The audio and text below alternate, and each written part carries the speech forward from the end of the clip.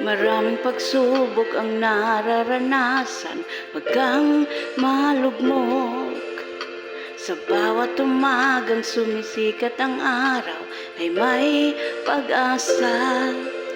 Ibigay mo lamang sa Panginoon ang bawat mong pasan. Handang-handa kanyang tutulungan. Oh, ang Diyos lamang ang may alam ng lahat ng bagay. Walang lihim na di hayag sa kanyang paningin. Lumapit ka at magtiwala sa kanyang magagawa.